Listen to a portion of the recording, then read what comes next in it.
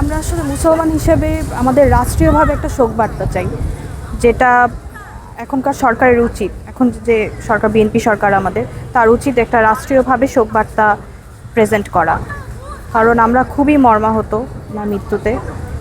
তো এই হিসাবে আমাদের সকলের, সব মুসলিম কান্ট্রিগুলোর উচিত একত্র হয়ে ইসরায়েলের বিরুদ্ধে, ইউএসের বিরুদ্ধে একটা জোট গঠন করা, যাতে আমরা তাদেরকে প্রতিহত করতে পারি কোনোভাবে। তারা অ্যাকচুয়ালি একপাক্ষিক হয়ে যাচ্ছে জাতিসংঘ। কারণ তারা আসলে জাতিসংঘ এই যে বলে মানবতাবাদ বা তারা এই করে, কিন্তু আসলে কিন্তু ইউএসএর পক্ষই নিচ্ছে। ওরা ইউএসএকেই মানে মেইন করে নিচ্ছে কোনোভাবে। ওভাবে যদি তারা মানবতা বিরোধী বিষয়ে যদি তারা কোনো কথা বলতো, তাহলে তারা অবশ্যই গাজার এই বিষয়টা নিয়ে তারা কথা বলতো, যদি বলে নাই।